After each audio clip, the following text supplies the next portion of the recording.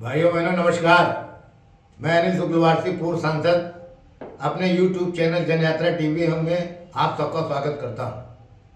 साथियों, आज का हमारा विषय अटल जी के संबंध में है। अटल जी अद्वितीय एवं अविस्मरणीय हैं। साथियों, उत्तर प्रदेश के आगरा जनपद के प्राचीन स्थान बटेश्वर के मूल निवासी पंडित कृष्ण बिहारी वाजपेयी मध्य प्रदेश के ग्वालियर रियासत में अध्यापक थे। वहीं सिंधे की छावनी में 25 दिसंबर 1924 को ब्रह्म मुहूर्त में उनकी सहधर्मिणी कृष्णा वाजपेयी से अटल जी का जन्म हुआ था। 25 दिसंबर को ही ईसाई धर्म के प्रवर्तक प्रभु यीशु का प्राकट्य हुआ था, जिसे क्रिसमस पर्व के रूप में मनाया जाता है। अटल बिहारी वाजपेयी भारत के 10वें प्रधानमंत्री के रूप में 3 बार प्रधानमंत्री रहे। पहले टर्म 1996 में 13 दिन, दूसरे टर्म 1998 में 13 महीने और तीसरे टर्म 1999 से 5 साल पूरे 2000 तक अटल बिहारी वाजपेयी को पद्म विभूषण से सम्मानित किया गया था और 2015 में उन्हें भारत रत्न से सम्मानित किया गया। अटल जी भारतवासियों के मन में सदा अविस्मरणीय रहेंगे।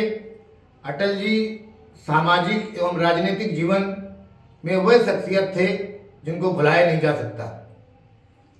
ऐसा लगता है कि विधाता ने उन्हें पूरे जतन से गढ़ा था। प्रकृति ने अपना सारा मधुरस उड़ेल दिया था।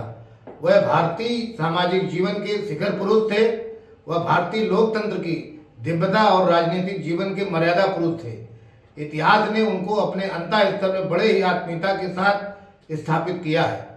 इतिहास निर्मम होता है और वह किसी के साथ भेदभाव नहीं करता है। दुनिया के बहुत से महानायक इतिहास में वह स्थान नहीं बना पाए जो स्थान अटल जी को मिला है। इतिहास की तरह जनमत की भी सत्य और निष्ठुर होता है, परंतु अटल जी ने जनमत का हृदय जीता और उसमें अपनी जगह बनाई। भारत में केवल भारतीय जनता पार्टी के लोग ही नहीं, अपितु विपक्ष के लोग भी श्री अटल बिहारी वाजपेयी जी को पसंद करते थे और उनकी प्रशंसा करते थे। वह राजनीति के महानायक और इस सदी के महानतम नेता थे। अटल जी विपरीत परिस्थितियों में भी अपने को अनुकूल बना लेते थे और भावविहीन होकर परिस्थितियों के अनुसार निर्णय लेने में सक्षम थे। वर्ष 1975 में आपातकाल के दौरान देश कारागार में बदल गया था। वरिष्ठ नेताओं को जेल के अंदर डाल दिया गया था। तब अटल जी ने सारे विपक्ष को एकत्र कर इंदिरा गांधी जैसी तानाशाह से निपटने के लिए 1977 में जनता पार्टी बनाकर जीत हासिल की और वह सरकार में विदेश मंत्री बने। दिल्ली में भारतीय जनसंघ का अधिवेशन बुलाया गया और उसमें अटल जी ने जनसंघ के विसर्जन का प्रस्ताव रखा। वह पंडित दीनदयाल उपाध्याय जी को याद करके रोने लगे, क्योंकि जनसंघ की स्थापना में पंडित दीनदयाल उपाध्याय एवं अटल जी जैसे लोगों का खून पसीना लगा था। जनसंघ का विसर्जन हुआ। अब सब जनता पार्टी के हिस्से थे, लेकिन कुछ समय बाद जनता पार्टी में कलह हुई और जनसंघ घटक के लोगों पर राष्ट्रीय स्वयंसेवक संघ के नाम पर दोहरी संस्था का आरोप लगा। जब बात नहीं बनी तो जनसंघ घटक अलग हो गया और 1980 में अटल जी के नेतृत्व में भारतीय जनता पार्टी का गठन हुआ। अटल जी की वक्तव्य एवं वाक्पटुता कला दुर्लभ थी। शब्द उनके आज्ञा पालक थे। उनका शब्द चयन और प्रयोग अति उत्तम था। उनके भाषणों को सुनने के लिए संसद में पिन ड्रॉप साइलेंस रहता था। वे नेता प्रतिपक्ष बने और बाद में प्रधानमंत्री बने। सांसद उन्हें पूरे मनोयोग के साथ सुनते थे। वे पत्रकार और साहित्यकार भी थे।